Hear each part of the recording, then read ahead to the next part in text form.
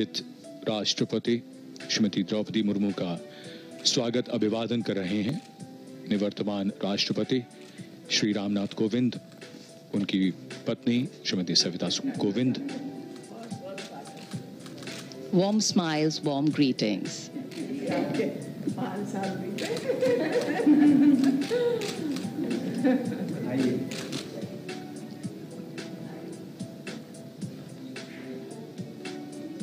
And as the hosts lead the President-elect towards the President's study, joy writ large on every face, a special moment for everyone here.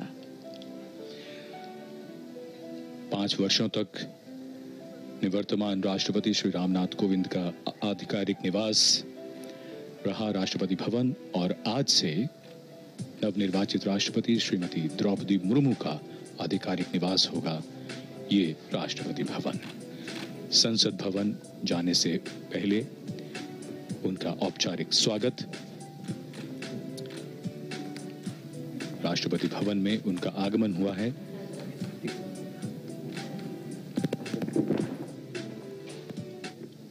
And as President Kovind will bid adieu to his office and makes way for Srimati Murmu, we witness another core component of democracy, that change is the only constant, and graceful transitions ensure seamless continuity. The office of the President of India has a dignity, decorum, and gravitas that President Ramnath Kovind has brought in. In addition to upholding these, his earthy wisdom has added a lot.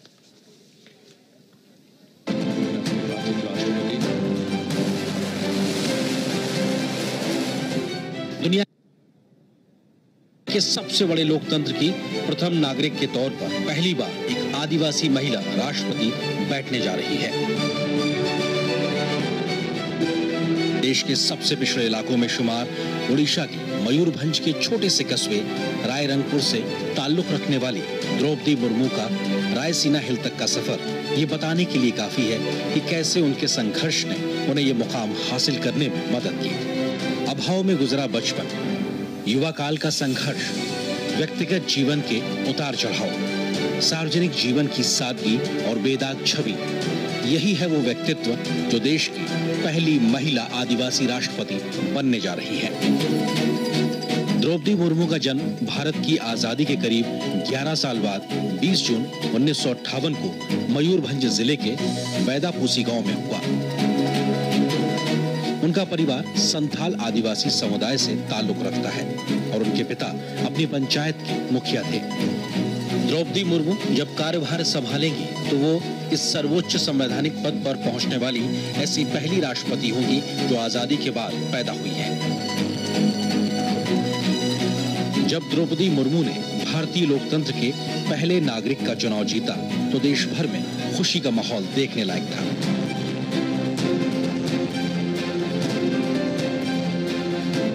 प्रधानमंत्री नरेंद्र मोदी ने भी उनकी जीत को गरीबों, पिछड़ों और हाशिए के लोगों की जीत करार दिया तो उनके प्रशासनिक अनुभव से देश को लाभ मिलने का भरोसा भी जताया। रायसीना हिल तक पहुंचने से पहले द्रौपदी मुर्मू का एक लंबा संघर्ष रहा है और उन्होंने लोगों और समाज से जुड़कर लोगों के बीच एक अलग पहचान बनाई है। साल 1979 में भुवनेश्वर के रमादेवी महिला कॉलेज से बीए पास करने वाली द्रौपदी मुर्मू ने अपने पेशेवर करियर की शुरुआत उड़ीसा सरकार के लिए क्लर्क की नौकरी से की। तब वह सिंचाई और ऊर्जा विभाग में जूनियर सहायक के पद पर थी। क्लर्क की नौकरी छोड़ने के बाद उन्होंने अपने घर रायरंगपुर में एक शिक्षक के तौर पर भी काम किया। द्रौपदी मुर्मू ने रायरंगपुर में Shri Aurobindo integral education and research centre में शिक्षक के तौर पर करीब 3 साल तक पढ़ाया। एक शिक्षक के तौर पर उनकी मेहनत ने उन्हें इलाके में एक नई पहचान दिलाई। शिक्षक की जिम्मेदारी के बाद द्रौपदी मुर्मू के राजनीतिक सफर की शुरुआत वार्ड काउंसलर के तौर पर साल 1997 में शुरू हुई। वो रायरंगपुर नगर पंचायत के चुनाव में वार्ड पार्षद चुनी गई और नगर पंचायत की उपाध्यक्ष भी बनाई गई। उसके बाद वे राजनीति में लगातार आगे बढ़ती चली गईं और रायरंगपुर विधानसभा सीट से बीजेपी की टिकट पर 2 बार साल 2000 और साल 2004 में विधायक बनी। पहली बार विधायक बनने के बाद वो साल 2000 से 2004 तक नवीन पटनायक के मंत्रिमंडल में स्वतंत्र प्रभार राज्य मंत्री के तौर पर भी उन्होंने काम किया। उन्होंने बतौर मंत्री के तौर पर 2-2 साल तक वाणिज्य और परिवहन विभाग और मत्स्य पालन के अलावा पशु संसाधन विभाग संभाला। द्रौपदी मुर्मू को ओडिशा में सर्वश्रेष्ठ विधायकों को मिलने वाला नीलकंठ पुरस्कार से भी नवाजा गया। एक विधायक के तौर पर उनका आचरण और गंभीरता ने सभी को प्रभावित किया।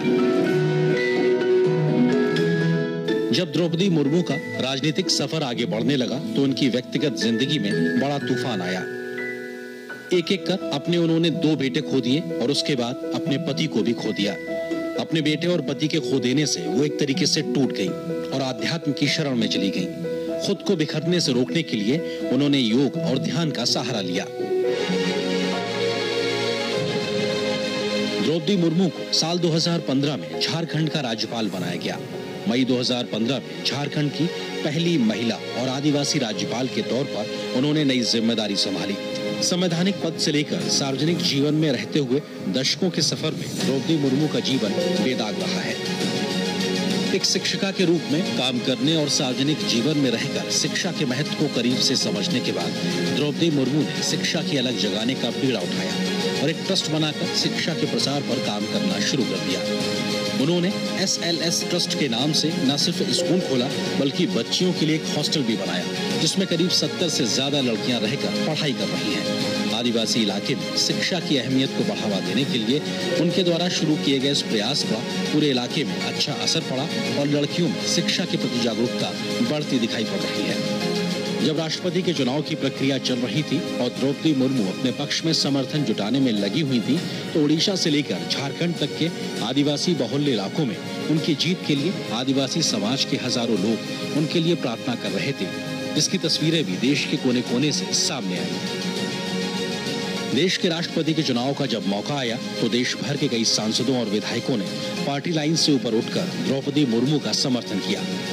इसके पीछे सबसे बड़ी वजह भी उनका सरल और शालीन व्यक्तित्व माना जा रहा है। तो एक आदिवासी महिला के रूप में मंत्री से लेकर राज्यपाल तक के उनके अनुभव को भी देश के कोने-कोने से स्वीकारता मिलती दिखी। बेदाग छवि और सख्त प्रशासक के तौर पर भी द्रौपदी मुर्मू ने अपने राजनीतिक विरोधियों के बीच भी जगह बनाई और अपेक्षित वोटों से ज्यादा वोट हासिल करके ऐतिहासिक जीत हासिल की। द्रौपदी मुर्मू का राष्ट्रपति बनना देश की महिलाओं और लड़कियों के लिए प्रेरणा का स्रोत बनेगा तो विकास की धारा में दशकों तक पीछे रह गए आदिवासी समाज के लिए भी आत्मसम्मान का एक नया संबल बनेगा।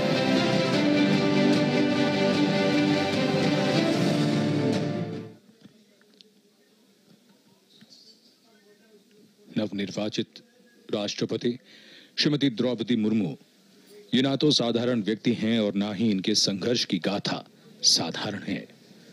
मुश्किल से जूझने, अपना रास्ता बनाने, जन कल्याण के नित नए अवसर तलाशने और हार न मानने का जज्बा जब होता है तब व्यक्ति असाधारण बन जाता है।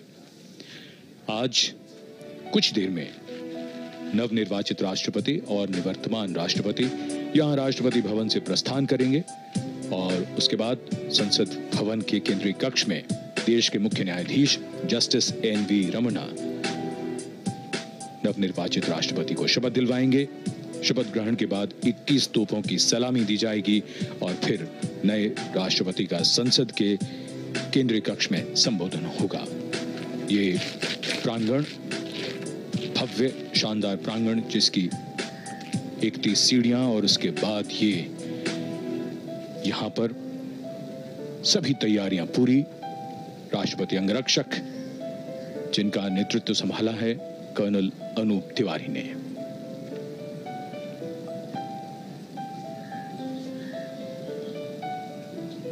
The President's bodyguard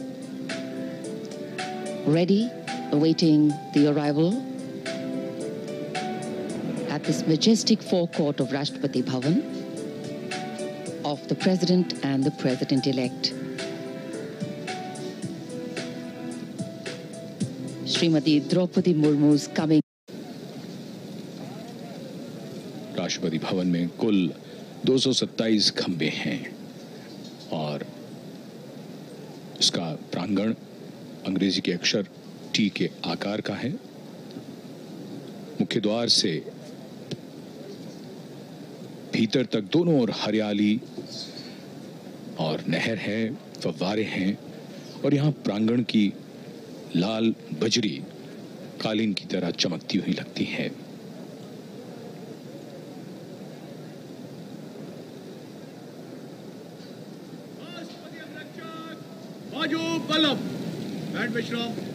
प्रांगण के ठीक सामने जो गुंबद है वही दरबार हॉल का गुंबद, जो दूर से ही राष्ट्रपति भवन की पहचान। बलुआ पत्थर के बने खंभों के ऊपर चारों कोनों पर घंटियों को उकेरा गया है और भव्य और शानदार इमारत राष्ट्रपति भवन, देश के प्रथम नागरिक का आधिकारिक निवास। The work of democracy is hard. The progress of democracy is uneven. And the only path of democracy is through inclusion. Today we walk the talk of inclusion, diversity, and possibilities. As Srimati Droupadi Murmu will take oath as India's 15th President.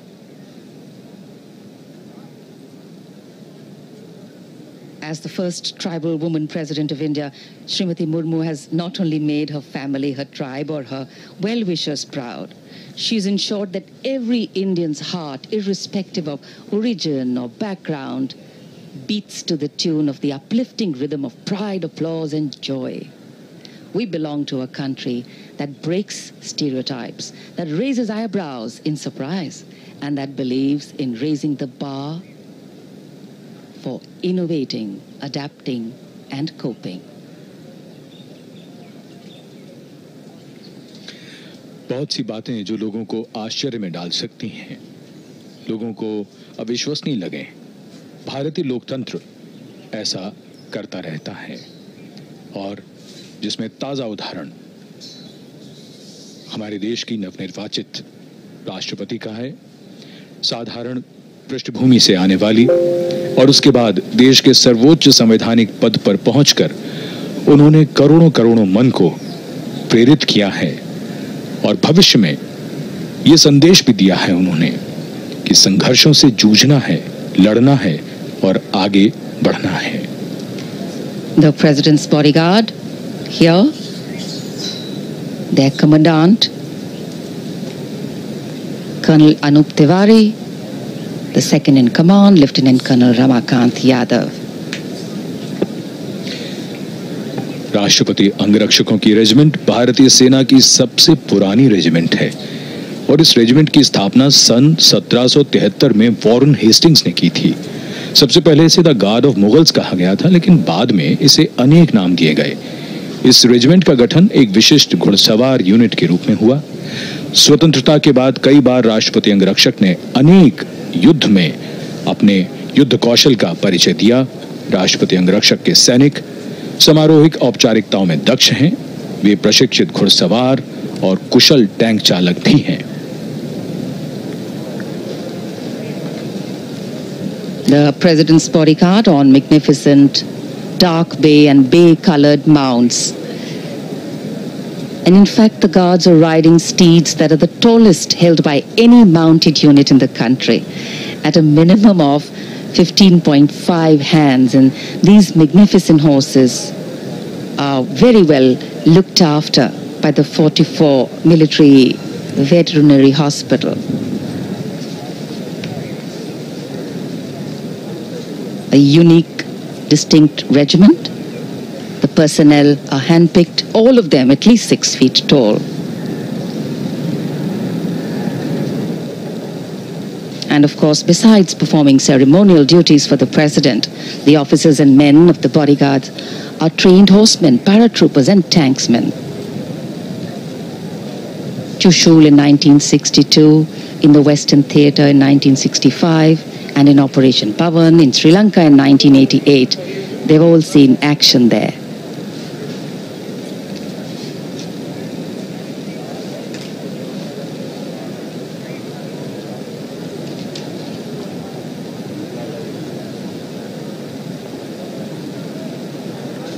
flag fluttering high, indicating that the president is in Rashtrapati Bhavan in residence.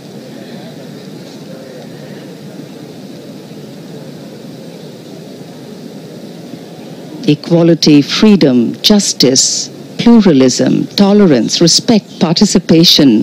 The list of values that a democracy stands for include that which has been stated by earlier generations and also those which evolve as time goes by.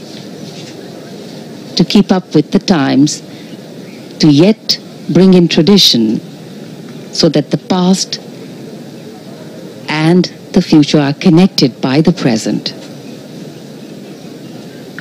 That is a legacy we leave behind. नवनिर्वाचित राष्ट्रपति का जीवन महिलाओं और बालिकाओं के लिए बड़ी प्रेरणा है। ज्यादातर समाजों में हमने देखा है कि लिंग भेद होता है, बेटा बेटी में भेद किया जाता है और ऐसे में बालिकाओं के सामने, महिलाओं के सामने संघर्ष और भी ज्यादा कठिन हो जाता है।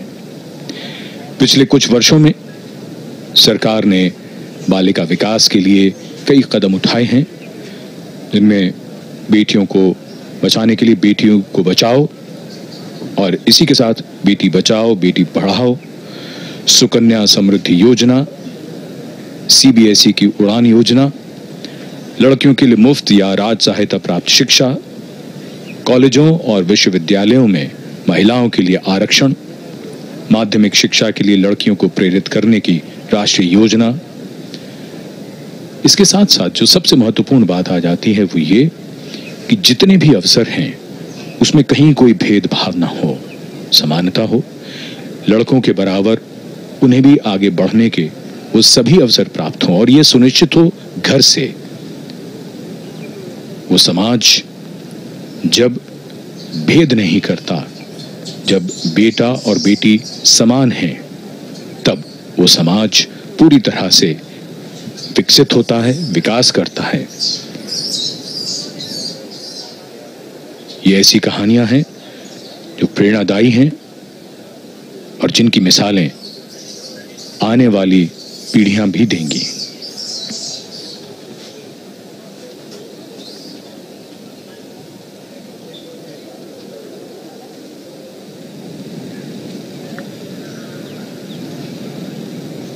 In a short while from now, we shall see the arrival here at the forecourt of the President, Shri Ramnath Kovind, and the President-elect, Srimati Droupadi Murmu.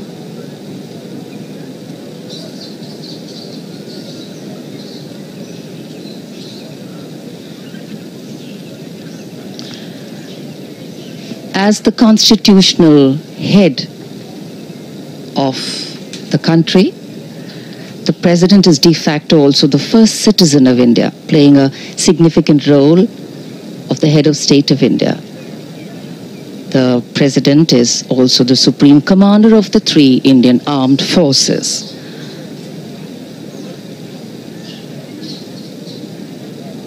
It is laid down in our Constitution that the President has the responsibility and the authority to accord with, to defend and protect the Constitution and its rule of law. The Constitution, which is the basis of our democracy. The Constitution, which shows us the way whenever we tend to get lost. The Constitution, which ensures the values of dignity for all, equality, equity, brotherhood, fraternity, and justice.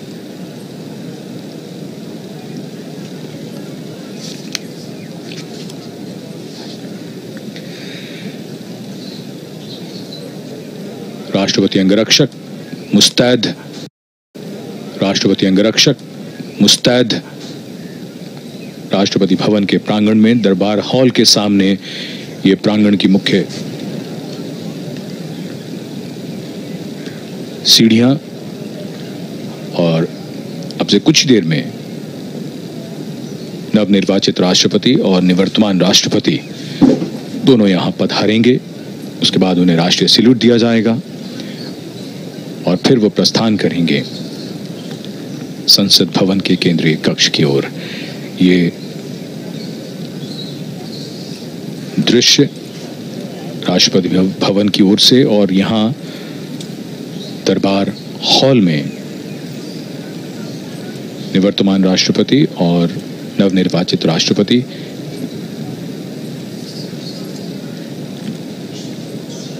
information and informal procession. The President of India, Shri Ramnath Kovind, and the President-elect of India, Srimati Droupadi Murmu, going past and through the Darbar Hall. Under the shadow of Lord Buddha, 5th century BC Gupta period style.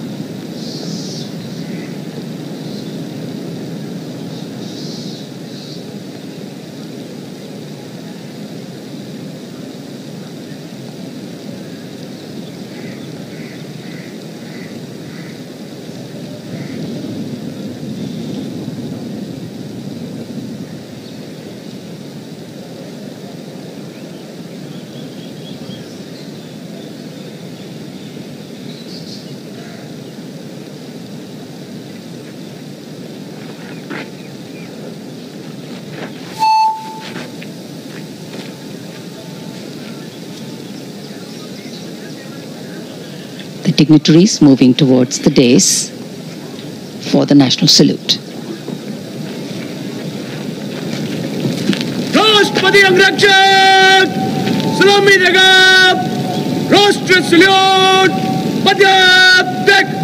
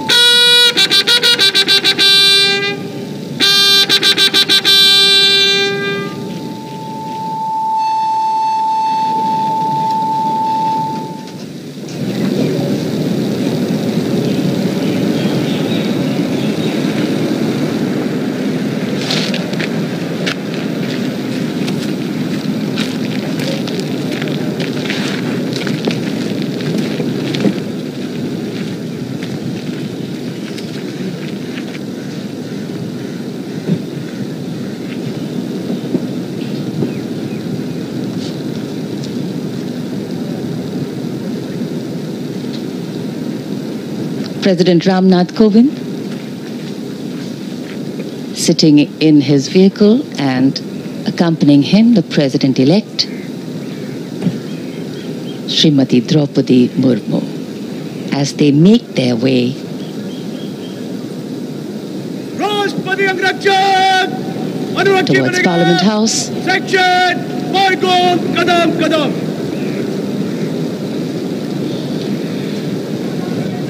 Rashtrapati Bhavan से नवनिर्वाचित राष्ट्रपति श्रीमती द्रौपदी मुर्मू और निवर्तमान राष्ट्रपति श्री रामनाथ कोविंद प्रस्थान कर रहे हैं संसद भवन के केंद्रीय कक्ष की ओर। उनके साथ राष्ट्रपति अंगरक्षक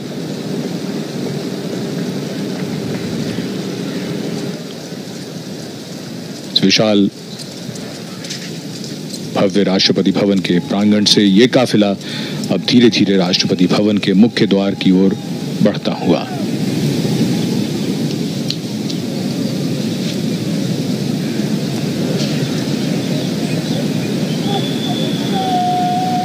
भारत के लोकतंत्र का एक महत्वपूर्ण दिन, खास मौका। देश की 15वीं राष्ट्रपति अब से कुछ ही देर में शपथ लेंगी।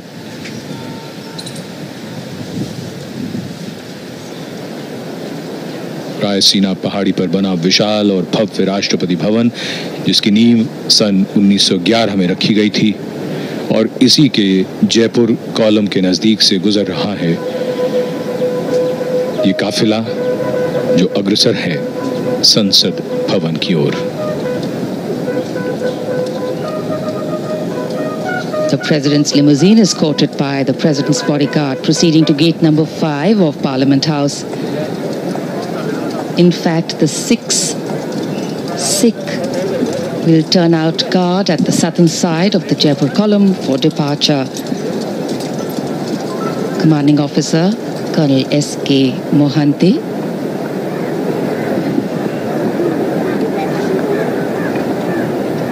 personnel from the 3 services, and we showed you shots of this earlier, have lined up the path with arms on the route and will present arms as the dignitaries pass by.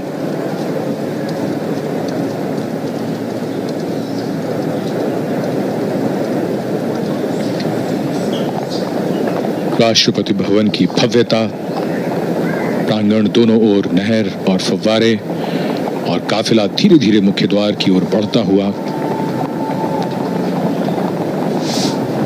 विशाल लोहे का मुख्य द्वार जो विशेष अवसरों पर खोला जाता है, और आज ऐसा ही विशेष अवसर है जब भारत की 15वीं राष्ट्रपति अब से कुछ ही देर में शपथ ग्रहण करेंगी।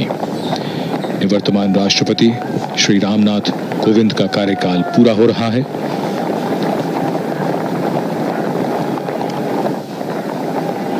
और ये काफिला धीरे धीरे रायसीना पहाड़ी से अब विजय चौक की ओर बढ़ता हुआ, वहां से बाईं ओर संसद भवन है जो गंतव्य है इस काफिले का। It's a very poignant moment, reflective moment for President Ramnath Kovind, and of course a joyous and celebratory moment for Srimati Murmu, but also knowing that she has a task ahead and to serve the country to the best of her ability. The guard and personnel from the 3 services lining the path with the fundamental responsibility of maintaining the integrity of the Constitution of India. The President of the largest democracy in the world is vested with specific legislative and judicial and financial powers, among many others, to ensure that the sanctity of the Constitution is upheld. And Indian democracy is the result of the great gift our founding fathers gave us. The gift of a constitution that, other than being the longest written constitution in the world, holds in its embrace the firmness to provide us solid and strong roots, and the liberalism to give us wings to grow, fly, and change. And as we await the swearing-in ceremony of India's 15th president to take place, Srimati Droupadi Murmu will soon hold with her the sacred responsibility of maintaining the integrity of this constitution as the new president of India. ये काफिला रायसीना पहाड़ी से विजय चौक की ओर बढ़ता हुआ, और दोनों ओर तीनों सेनाओं के पर्सनल पूरे मार्ग में। बहुत ही खास अवसर, देश के राष्ट्रपति संवैधानिक प्रमुख होते हैं, तीनों सेनाओं के सर्वोच्च कमांडर होते हैं और देश के प्रथम नागरिक होते हैं। बहुत ही खास अवसर जब एक राष्ट्रपति का कार्यकाल पूरा हो रहा है और नई राष्ट्रपति इस पद की जिम्मेदारी अब से कुछ ही देर में ग्रहण करेंगी।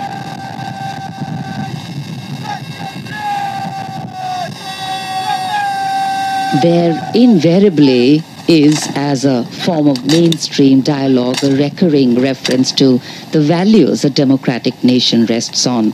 And moving these values from paper to people is the true test of democratic governance. Srimati Murmu, as she will shortly take oath today,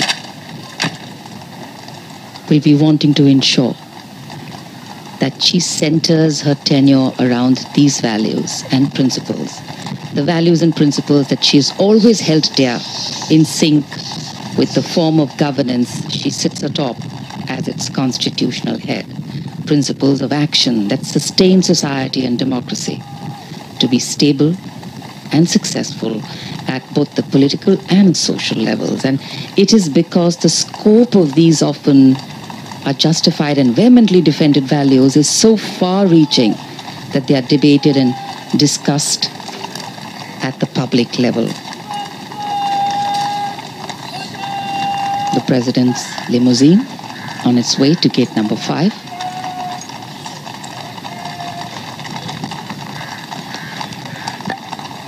जन कल्याण की यात्रा सतत निरंतर चलती रहती है। भारतीय लोकतंत्र के लिए एक बेहद शानदार दिन, जहां सर्वोच्च संवैधानिक पदों पर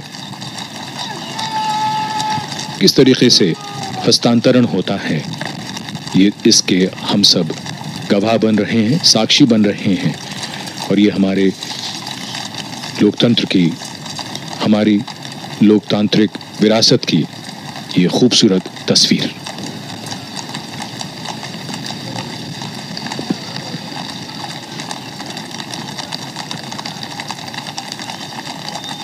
संसद भवन के निकट पहुंचता हुआ ये काफिला कुछ ही देर में संसद भवन के गेट नंबर 5 पर पहुंचेगा।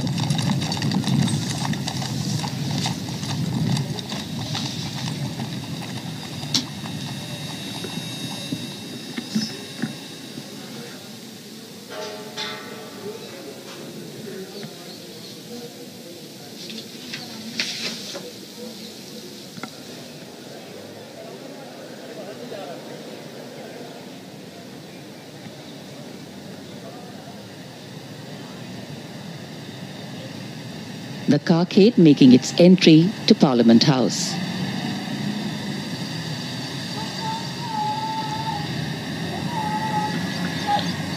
संसद भवन में दाखिल होता हुआ ये काफिला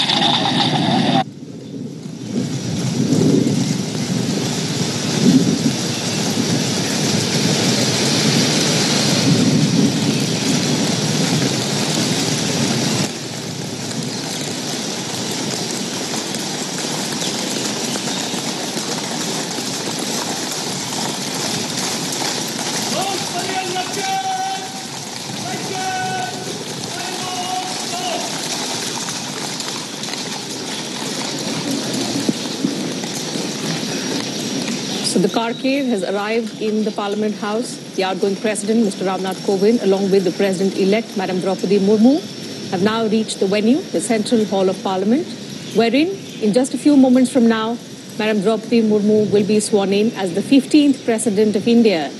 Only the second woman President of the country, the first tribal President, also the youngest President India has ever had. The President-elect being welcomed by Rajya Sabha Chairman M. Venkaiah Naidu. Along with him is Chief Justice of India, Mr. N.V. Ramanna, Lok Sabha Speaker Om Birla as well. Both the outgoing President and the President-elect being accorded the welcome outside the Central Hall of Parliament.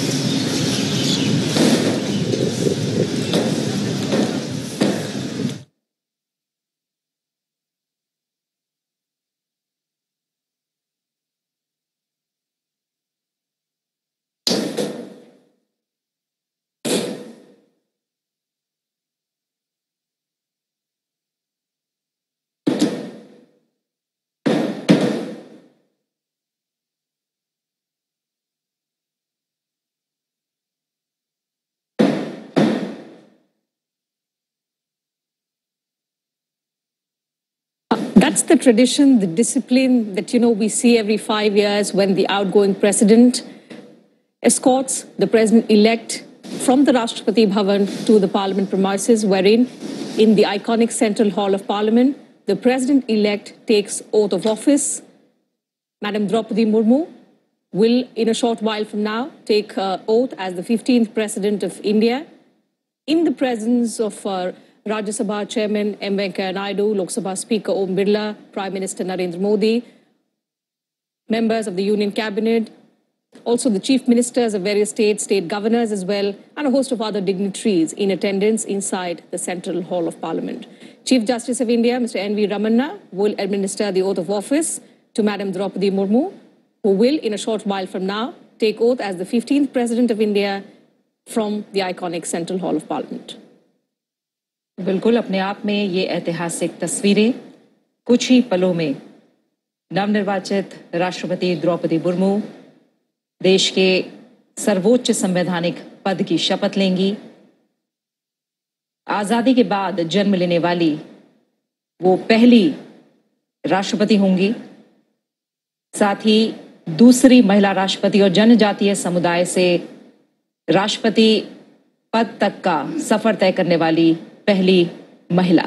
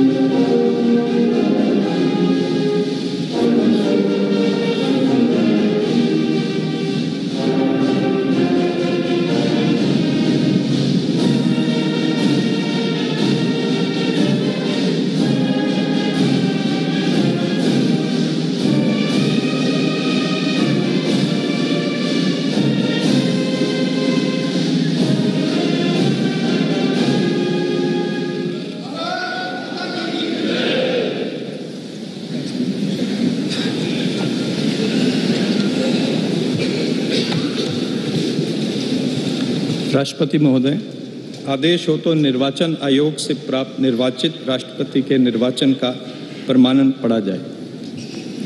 यतः भारत के संविधान के अनुच्छेद 324 द्वारा भारत के राष्ट्रपति के पद के निर्वाचन का अधीक्षण, निर्देशन और नियंत्रण भारत निर्वाचन आयोग में निहित है और यतः श्री रामनाथ कोविंद की पदावधि का अवसान वर्ष 2022 के जुलाई मास के 24वें दिन तदनुसार शक संवत के वर्ष 1944 के श्रावण मास के दूसरे दिन होने के लिए नियत है और यतः भारत के राष्ट्रपति के पद को भरने के लिए संविधान तथा राष्ट्रपतीय और उपराष्ट्रपतीय निर्वाचन अधिनियम 1952 के उपबंधों और तदधीन बनाए गए नियमों और आदेशों के अनुसार निर्वाचन करा लिया गया है तथा परिणाम घोषित कर दिया गया है।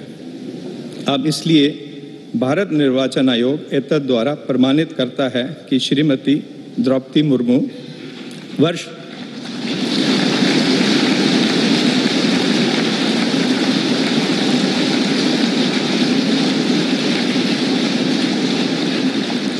वर्ष 2022 के जुलाई मास के 21वें दिन तदनुसार शक संवत के वर्ष 1944 के आषाढ़ मास के 30वें दिन भारत के राष्ट्रपति पद के लिए सम्यक रूप से निर्वाचित हो गई हैं।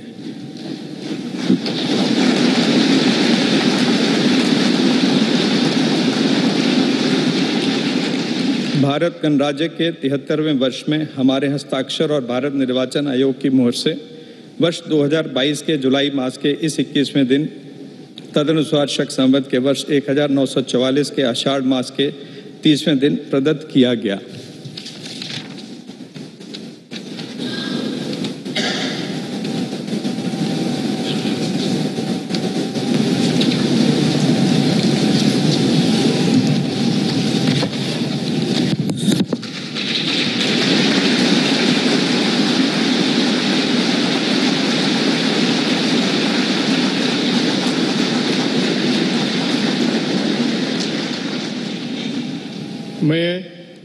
मैं द्रौपदी मुर्मू ईश्वर की शपथ लेता हूँ कि मैं श्रद्धापूर्वक भारत के राष्ट्रपति के पद का कार्यपालन करूंगी तथा अपनी पूरी योग्यता से संविधान और विधि का परिरक्षण, संरक्षण और प्रतिरक्षण करूंगी और मैं भारत की जनता की सेवा और कल्याण में निरत रहूंगी।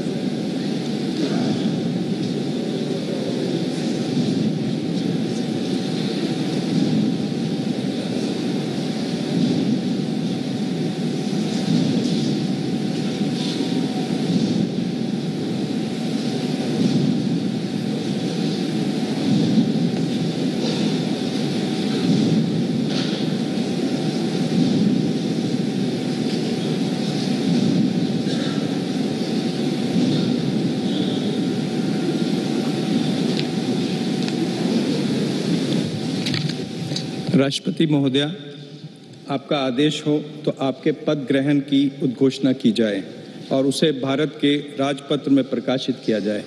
इसकी सूचना प्रमुख सेना केंद्रों तथा विदेश स्थित सभी भारतीय मिशनों, राज्य सरकारों तथा संघ शासित प्रदेशों क्षेत्रों के प्रशासकों को भेजी जाए। भारत सरकार के सभी मंत्रालयों और विभागों को भी सूचना तथा आवश्यक आदेश जारी करने हेतु भेजा जाए।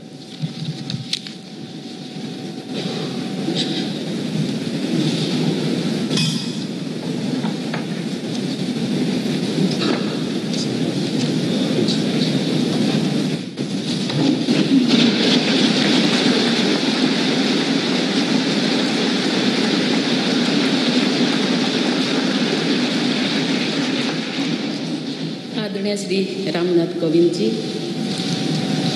उपराष्ट्रपति श्री एम वेंकैया नायडू जी, प्रधानमंत्री श्री नरेंद्र मोदी जी, लोकसभा के स्पीकर श्री ओम बिरला जी, चीफ जस्टिस एन.वी. रमन्ना जी, सम्मानित सांसदगण, अन्य महानुभावों, देवियों और स्वजनों तथा मेरे प्यारे देशवासियों, सभी को जोहार।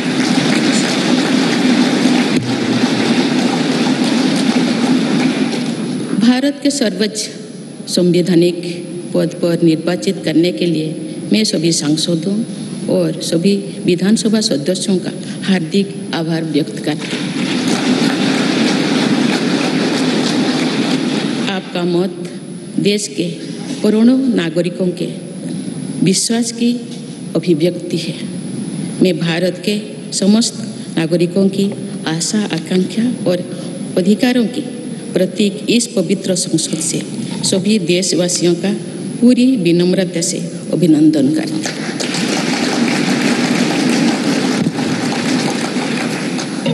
आपकी आत्मीयता, आपका विश्वास और आपका सहयोग मेरे लिए इस नए दायित्व का निभाने में मेरी बहुत बड़ी ताकत रहेगी। मुझे राष्ट्रपति के रूप में देश ने एक ऐसे महत्वपूर्ण कालखंड में चुना है जब हम अपनी आज़ादी का अमृत महोत्सव मना रहे हैं।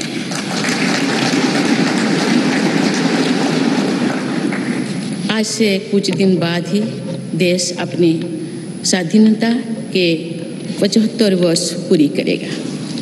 ये भी एक संयोग है कि जब देश अपनी आज़ादी के 50वें वर्ष का पर्व मना रहा था तभी मेरे राजनीतिक जीवन की शुरुआत हुई थी।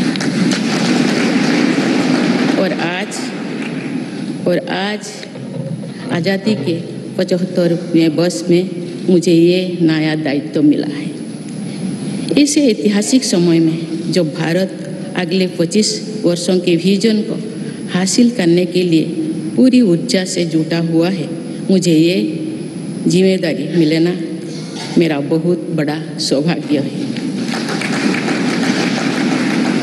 मैं देश की ऐसी पहली राष्ट्रपति भी हूँ जिसका जन्म आज़ाद भारत में हुआ है। हमारे स्वाधीनता सेनानियों ने आज़ाद हिंदुस्तान के हम नागरिकों से जो अपेक्षाएं की थी उनकी पूर्ति के लिए इस अमृत काल में हमें तेज गति से काम करना होगा।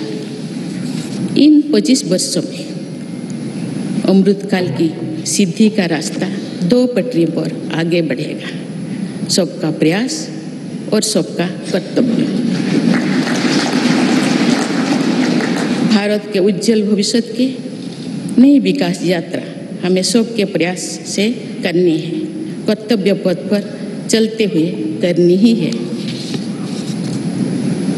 काल यानी 26 जुलाई को कारगिल विजय दिवस भी है।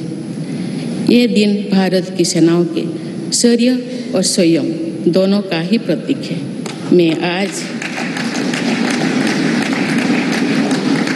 मैं आज देश की सेनाओं को तथा देश के समस्त नागरिकों को कारगिल विजय दिवस की अग्रिम शुभकामनाएं देती हूँ।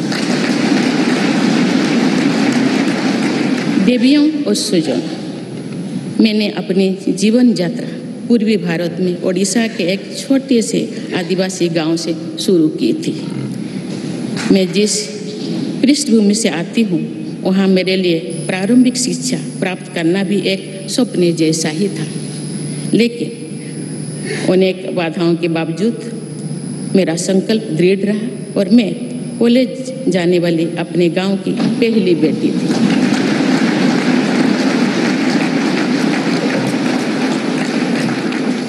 मैं जनजातीय समाज से हूँ और वार्ड काउंसिलर से लेकर भारत की राष्ट्रपति बनने तक का अवसर मुझे मिला है। ये लोकतंत्र की जननी भारतवर्ष की महानता है। ये हमारे लोकतंत्र की ही शक्ति है कि उसमें एक गरीब घर के पैदा होने बेटी, दूर सुदूर आदिवासी क्षेत्र में पैदा हुई बेटी भारत के सर्वोच्च संवैधानिक पद तक पहुंच सकती है।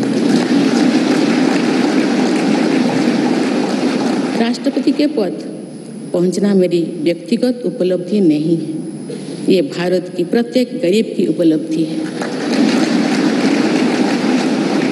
मेरा निर्वाचन इस बात का सबूत है कि भारत में गरीब सपने भी देख सकता है और उन्हें पूरा भी कर सकता है।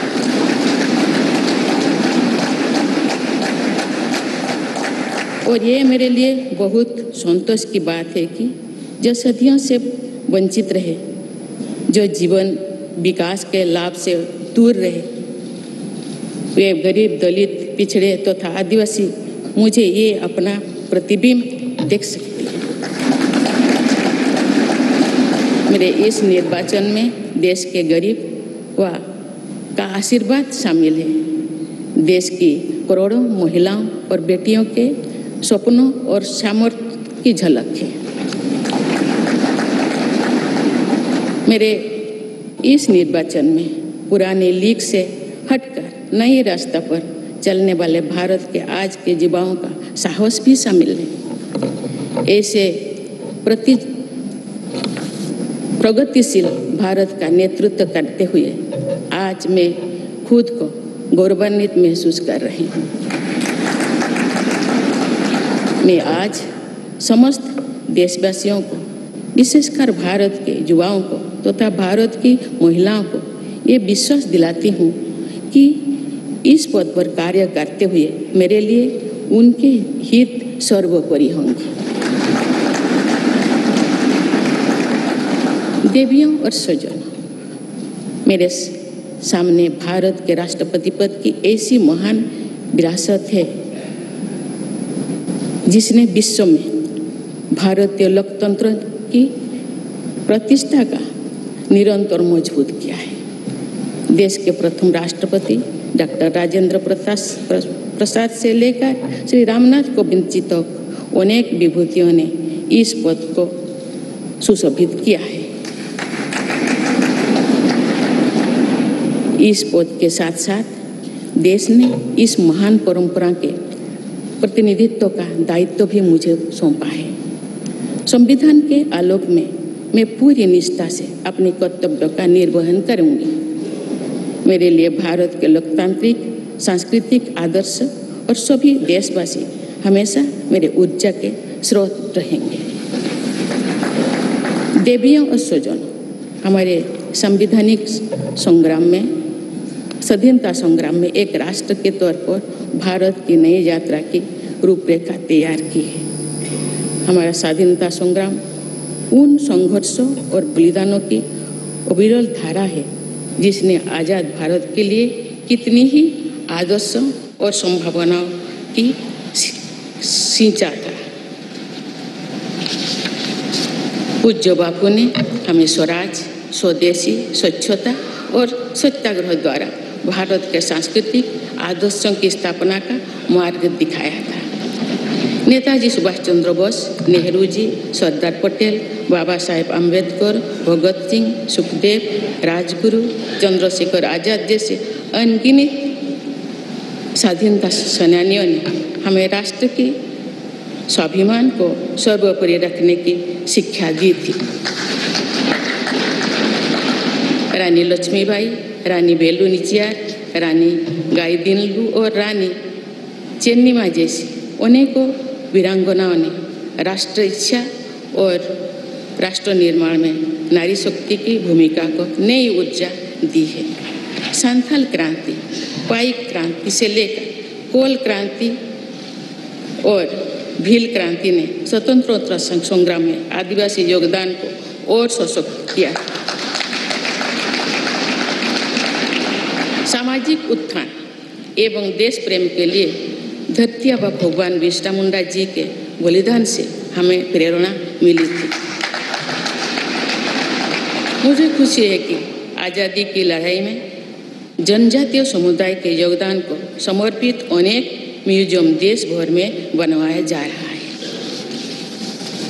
देवियों और स्वजनों, एक संसदीय लोकतंत्र के रूप में 75 वर्ष में भारत ने प्रगति के संकल्प को सहभागिता एवं सर्वसम्मति से आगे बढ़ाया है।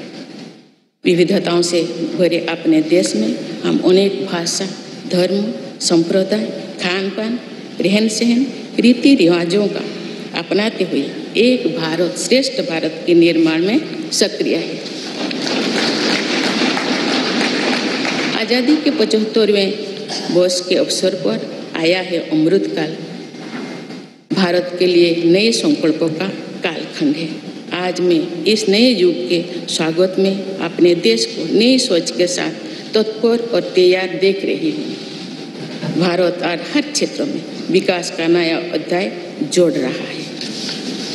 कोरोना महामारी के वैश्विक संकट का सामना करने में भारत ने जिस तरह का सामर्थ्य दिखाया है, उसने पूरे विश्व में भारत की साख बढ़ाया है।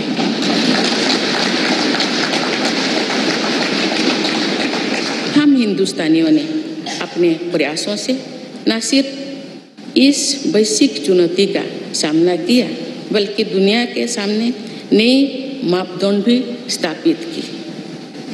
कुछ दिन पहले भारत ने कोरोना वैक्सीन की 200 करोड़ डोज लगाने का कीर्तिमान बनाया।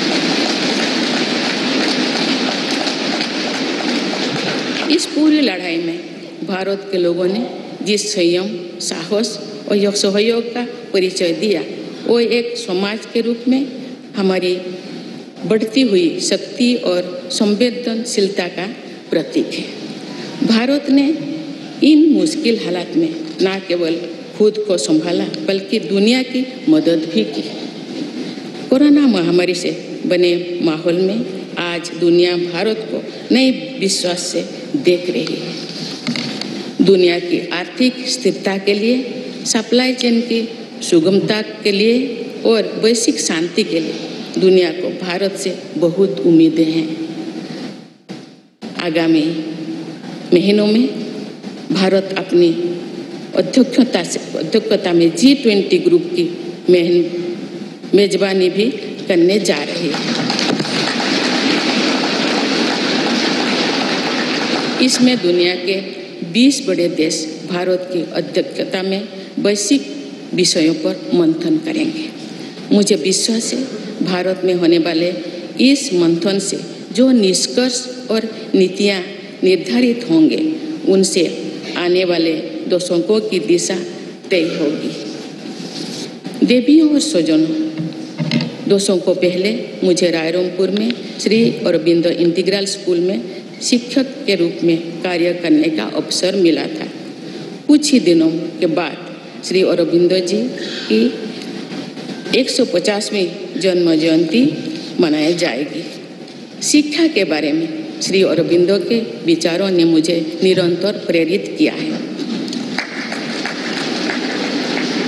जनप्रतिनिधि के रूप में विभिन्न पदों पर कार्य करते हुए और फिर राज्यपाल के रूप में भी मेरा शिक्षण संस्थानों के साथ सक्रिय जुड़ाव रहा है। मैंने देश के युवाओं के उत्साह और आत्मबल को करीब से देखा है। हम सभी के श्रद्धेय अटल जी कहा करते थे कि देश के युवा जब आगे बढ़ते हैं तो वे सिर्फ अपने ही भाग्य नहीं बनाते, बल्कि देश का भी भाग्य बनाते हैं।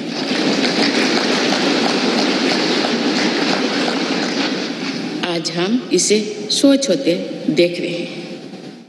वोकल फॉर लोकल से लेकर डिजिटल इंडिया तक हर क्षेत्र में आगे बढ़ रहा आज का भारत विश्व के साथ कदम से कदम मिलाकर औद्योगिक क्रांति 4.0 के लिए पूरी तरह भारत तैयार है।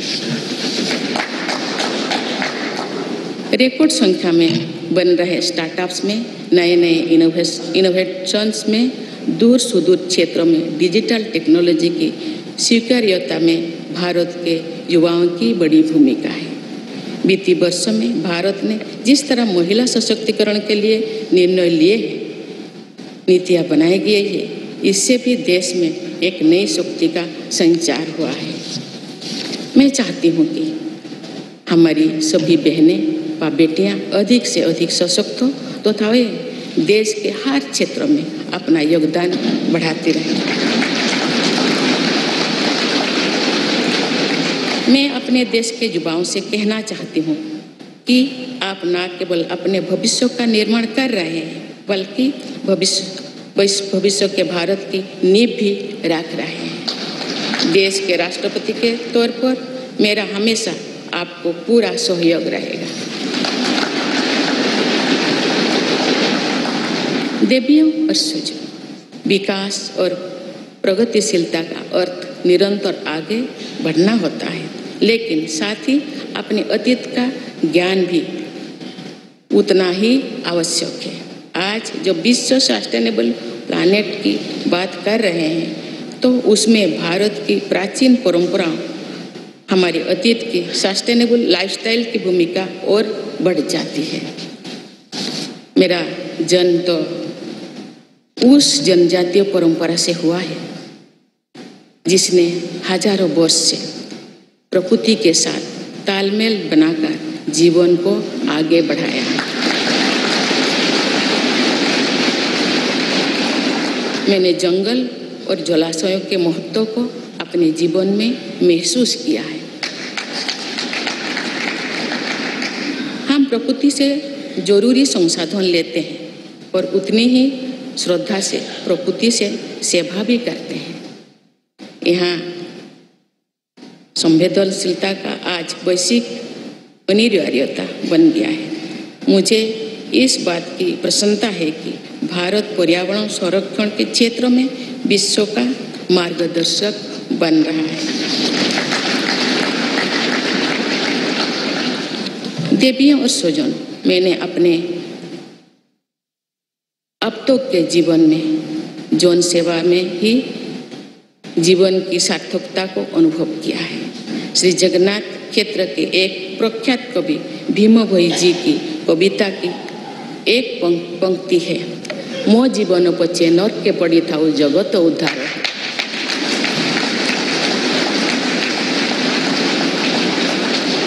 अर्थात अपने जीवन के हित और हित से बड़ा जगत कल्याण के लिए कार्य करना होता है।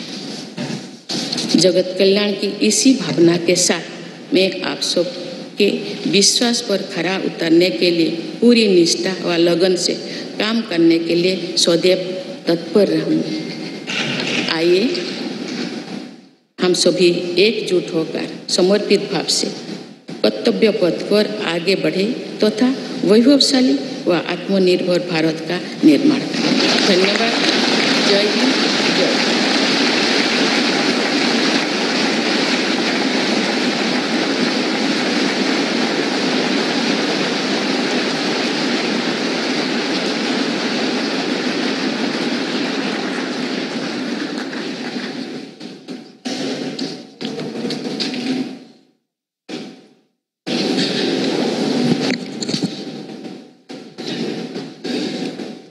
Honorable President, Srimati Droupadi Murmu ji, respected Sri Ramnath Kovind ji, Prime Minister Sri Narendra Bhai Modi ji, Speaker of Lok Sabha Sri Om Birla ji, Chief Justice of India Sri N.V. Ramana ji, respected parliamentarians, other dignitaries, brothers and sisters, and my dear fellow citizens, Namaskar. Madam President, you have just addressed the members of the Parliament. I wish to read a few paragraphs from the English version of the address, and the rest of Rest may be considered as read in view of the time constraint. I express my heartfelt gratitude to all members of Parliament and legislative assemblies for electing me to the highest constitutional post of India. Brothers and sisters, we have to work at a fast pace in this Amrit Kal to fulfill the expectations of our freedom fighters from the citizens of independent India. In these 25 years, the path to attain the goals of Amrit Kal will proceed on two tracks, Sabka Prayas or Sabka Kartavya, everyone's efforts and everyone's duty. The new development journey towards the bright future of India has to be undertaken by our collective efforts following the path of duty. We will be observing Kargil Vijay Divas tomorrow, July 26th. This day is a symbol of both the bravery and the restraint of the Indian armed forces. Today, I extend my best wishes in advance to the armed forces of the country and to all the citizens of India. Brothers and sisters, growth and progress mean continuously marching ahead. But equally important is awareness about one's past. Today, when the world is talking about sustainable planet, the role of India's ancient traditions and sustainable lifestyle becomes more important. I was born in the tribal tradition which has lived in harmony with the nature for thousands of years. I have realized the importance of forests and water bodies in my life. We take necessary resources from nature and serve nature with equal reverence. This sensitivity has become a global imperative today. I'm happy that India is guiding the world in the field of environmental protection. Brothers and sisters, in my life so far, I have realized the meaning of life only through public service. There is a line from the poem of Bhim Bhoi Ji, a famous poet of Sri Jagannath Kshetra. Mo jibana bacche, narke paditao, jagata uddar hev. That is, working for the welfare of the world is far greater than one's own interest. With the spirit of welfare of the world, it always be ready to work. All of us, with full devotion and dedication, to live up to the trust you all have reposed in me. Let us all unite and move forward on the path of duty with a dedicated spirit to build a glorious and self-reliant India. Thank you. Jai Hind.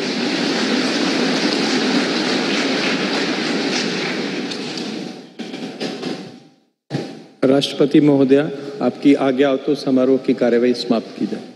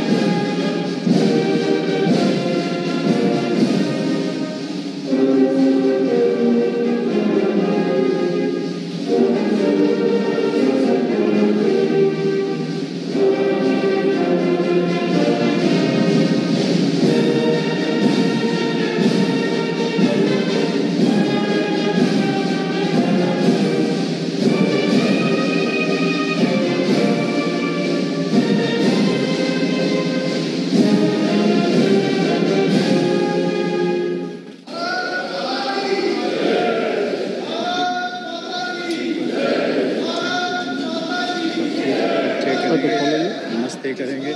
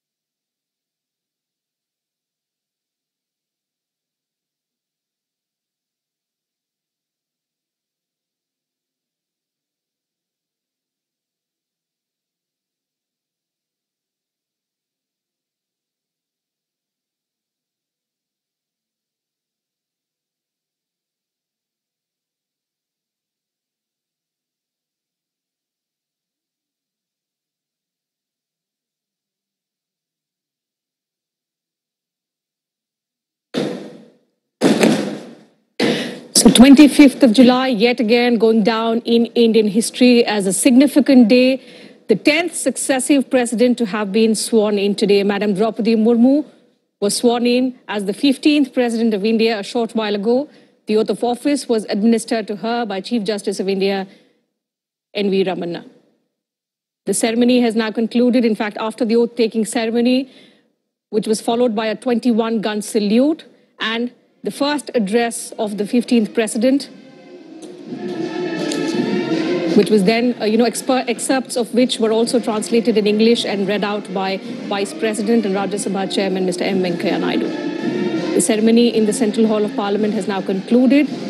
And as you can see, the 14th President of India, Mr. Ramnath Kovind, the new President, Madam President Murmu, along with other dignitaries now leaving for the Rashtrapati Bhavan.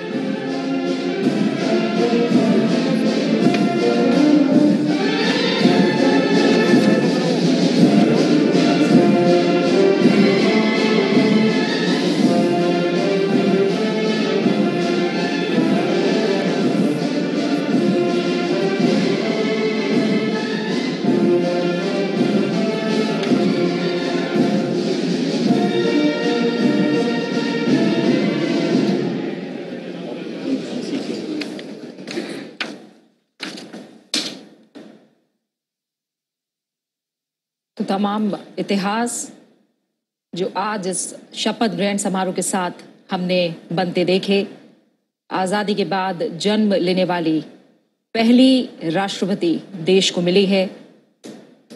साथ ही हम देख रहे हैं कि अब राष्ट्रपति द्रौपदी मुर्मू राष्ट्रपति भवन की ओर रवाना होंगी और राष्ट्रपति भवन के फोरकोर्ट में हैंडिंग ओवर सेरेमनी होगी और इसके बाद राष्ट्रपति भवन से रामनाथ कोविंद विदा होंगे।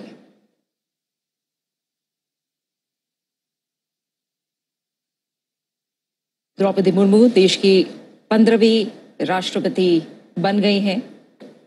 संसद भवन से ये सीधी तस्वीरें आप देख पा रहे हैं। देश में दूसरी बार सर्वोच्च पद पर महिला आसीन हुई हैं।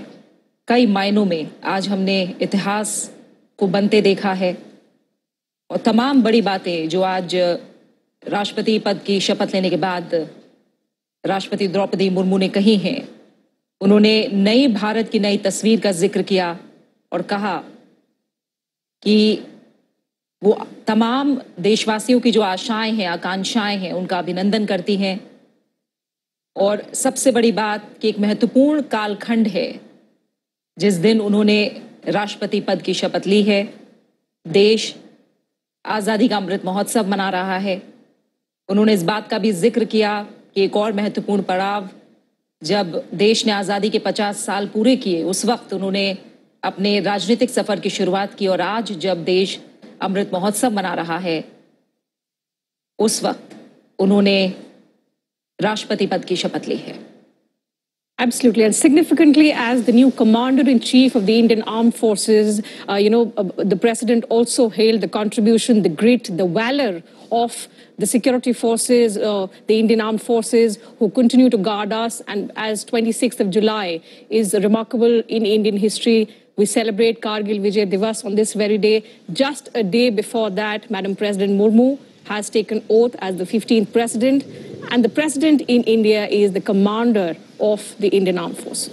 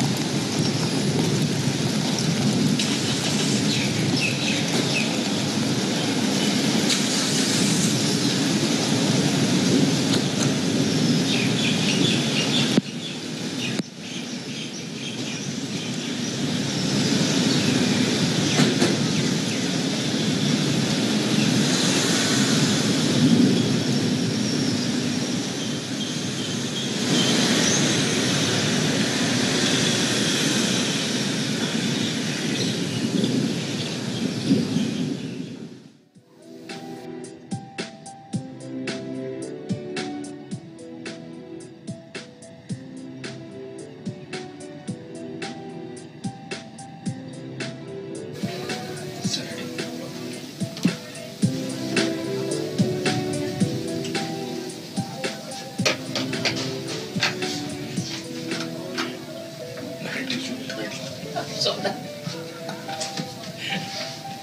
आपके पास तो एडवांटेज है ना 15 सेकंड का।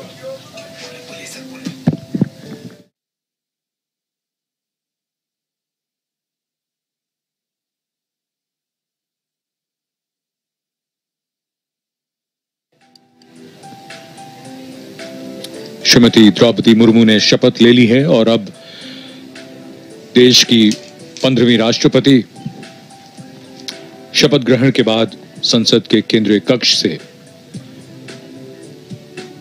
उनका प्रस्थान उनके आधिकारिक निवास राष्ट्रपति भवन की ओर, उनका काफिला संसद भवन से प्रस्थान करता हुआ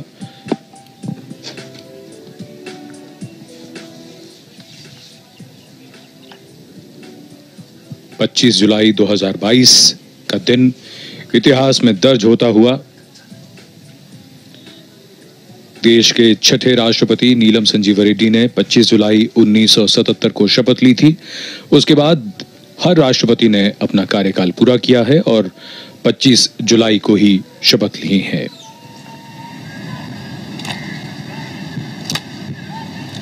राष्ट्रपति अंगरक्षक राष्ट्रपति के काफिले के आगे आगे और उनके साथ नई राष्ट्रपति श्रीमती द्रौपदी मुर्मू अपने आधिकारिक निवास राष्ट्रपति भवन की ओर, ये काफिला विजय चौक से अब रायसीना पहाड़ी की ओर बढ़ता हुआ। Srimati Droupadi Murmu is now the 15th President of the Republic of India.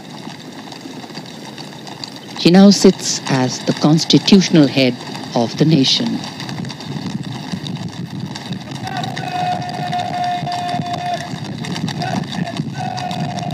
As the President's bodyguard,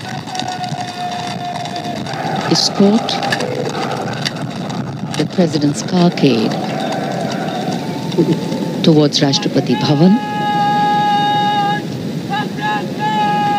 Personnel of the armed forces lined on either side of the path, going up the Raisina hill, salute and present.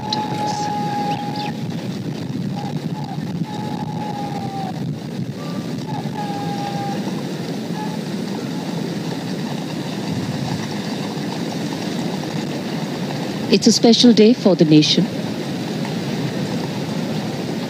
not only because of Srimati Murmu's selection and election as president, a great message for democracy in itself, but also witnessing the graceful, smooth transition of power.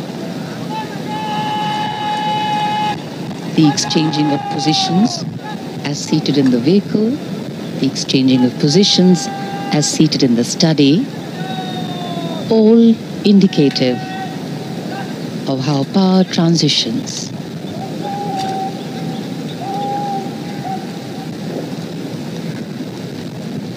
The seat of power, the North Block, the South Block, the seat of governance, the Parliament House,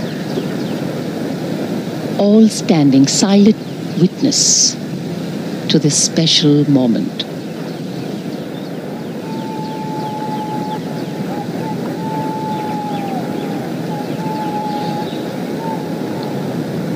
ये समारोह बेहद भव्य और परंपरा से भरा हुआ।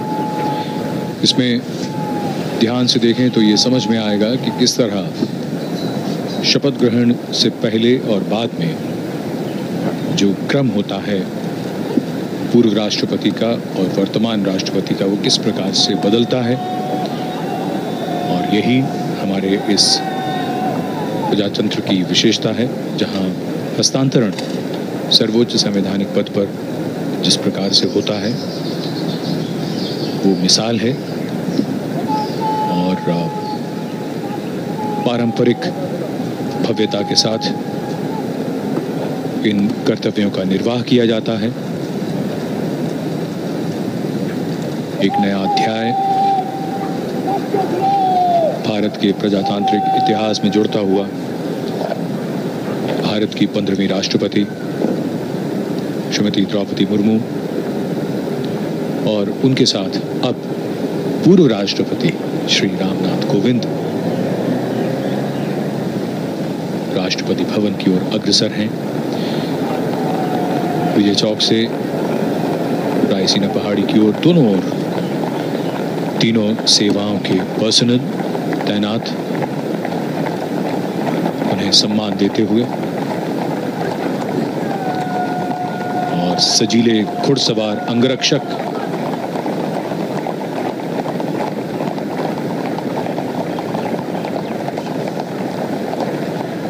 रायसीना पहाड़ी पर मुख्य द्वार जो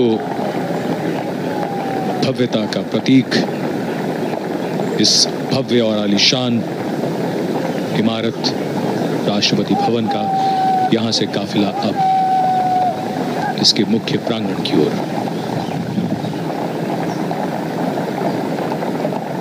We can see the imposing dome, the Jaipur column, and the pathway leading up to the forecourt of Rashtrapati Bhavan. With high positions comes a higher sense of responsibility. Power has as its companion, a constant companion, responsibility. The working on the advice of the elected government, the President of India, is the protector of the Constitution. Srimati Murmu, as our new President, will hold in her heart and her hands a responsibility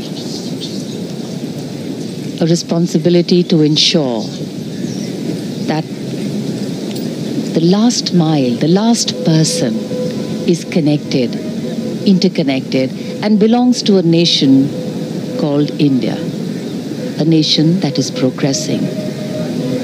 The last person has an equal share in the growth, prosperity, and progress of the nation to actually make democracy truly meaningful.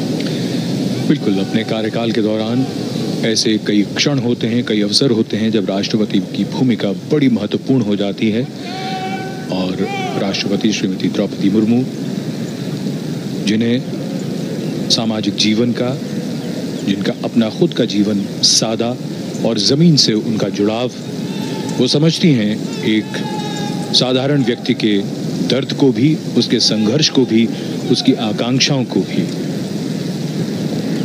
भविष्य के उनके निर्णयों के लिए उनका ये अनुभव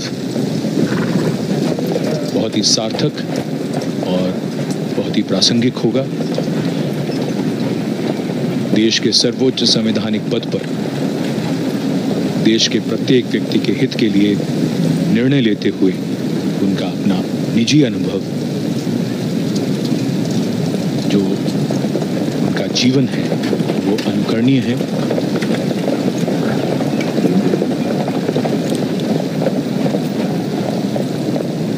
In fact, Srimati Droupadi Murmu started her political career at the grassroots level as a councillor. And after that, her movement upwards, also as the first woman governor of Jharkhand. She has faced immense challenges.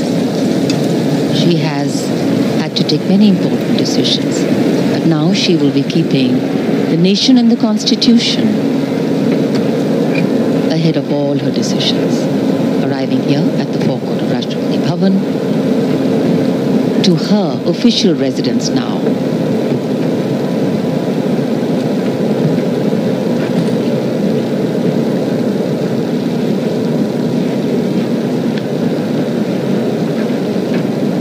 पूर्व राष्ट्रपति श्री रामनाथ कोविंद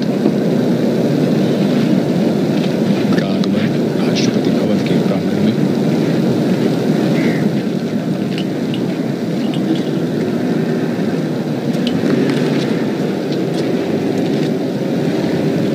राष्ट्रपति श्रीमती द्रौपदी मुर्मू। राष्ट्रपति अंगरक्षक सलामी देगा। राष्ट्रीय salute मध्य तक।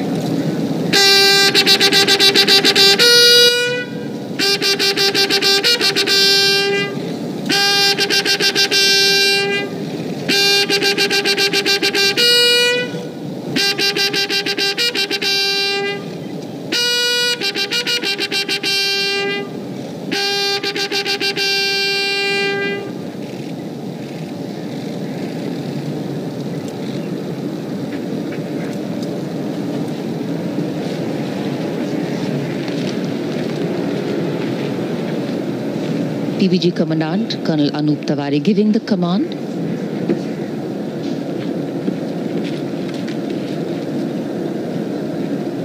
The President of India, Srimati Droupadi Murmu, boarding her vehicle along with former President Shri Ramnath Kovind.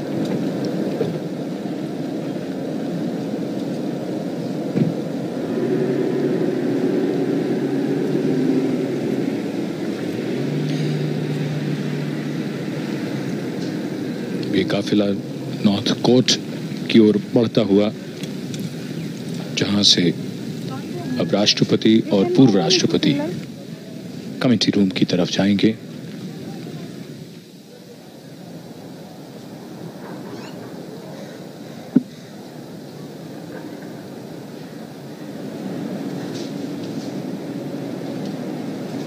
Here at the North Court,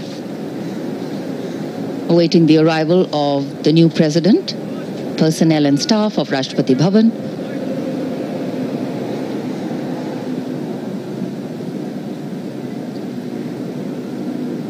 Greeting their new president.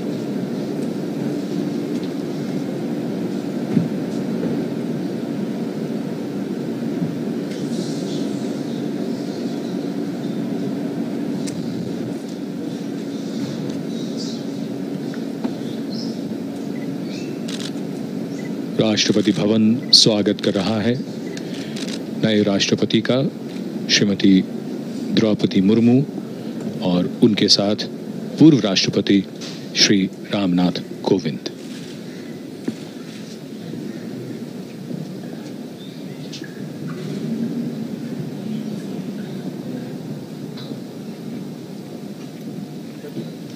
The President moves towards the committee room and also her new office and her new residence. Rashtrapati Bhavan के इस भव्य गलियारे पर पूर्व राष्ट्रपतियों के चित्र, कावेरी जो committee room है उस ओर प्रस्थान। This magnificent building, sandstone, pink and cream, the Rashtrapati Bhavan has a fabulous history of its own.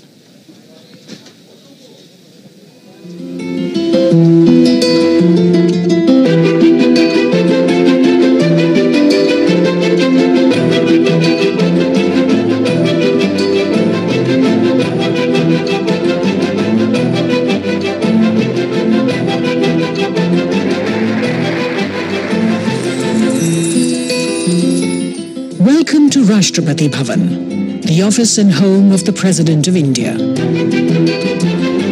Completed in 1929, Rashtrapati Bhavan, designed by Edwin Lutyens and Herbert Baker, is one of the most magnificent presidential palaces ever built.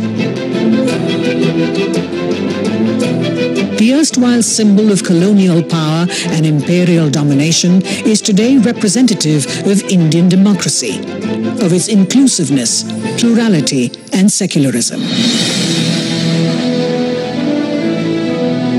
This is not just the residence of the constitutional head of the world's largest democracy, but also in terms of area, the largest residence of a head of state anywhere in the world.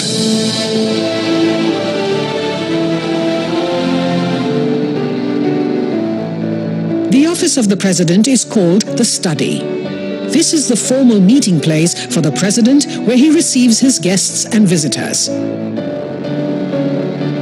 Murals by eminent artist Sukumar Bose inspired the look and color scheme of the study.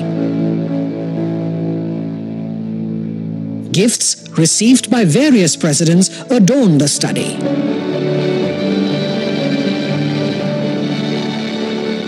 The study opens into the morning room.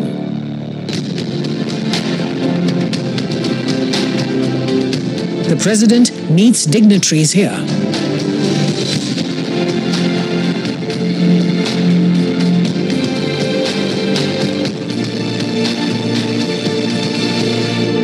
Each room in the Rashtrapati Bhavan stands witness to history. To restore these to their former glory, the restoration team had to rearrange available resources in view of the heritage nature of the rooms. Work was undertaken in each room to revive its distinct character, just like the way they were originally meant to be. Fascinating works of art by reputed Indian and European artists were restored to add character to the walls.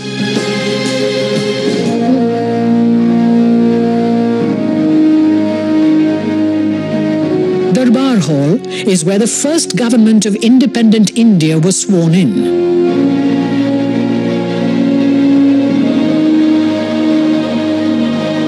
Lutyens designed new viceregal thrones for the Darbar Hall to replace those from Government House in Calcutta.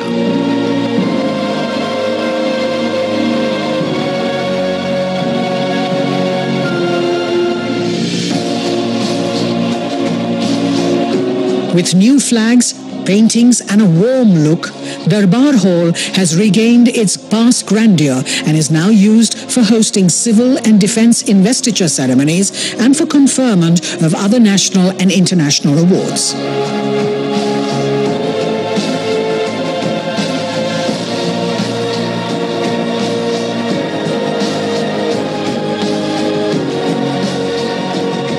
Next to Darbar Hall is the library. It is also described as the daughter of Darbar Hall.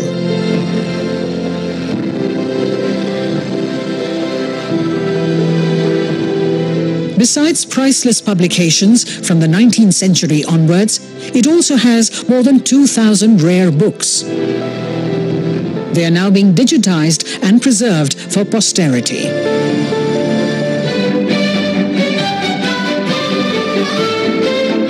Ashoka Hall was originally built as a state ballroom.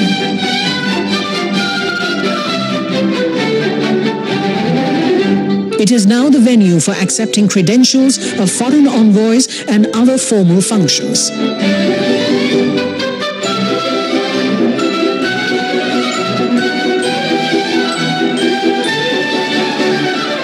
Embellishments on the ceilings, carpets and chandeliers reveal the stately splendor of the room.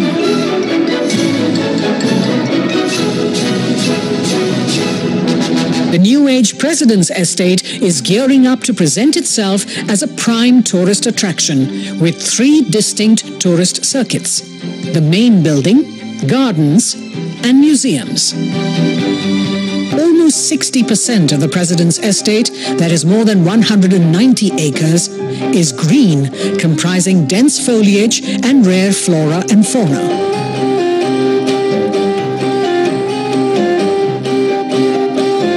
Besides the spiritual, herbal, cactus, and nakshatra gardens, it includes the sprawling Mughal gardens.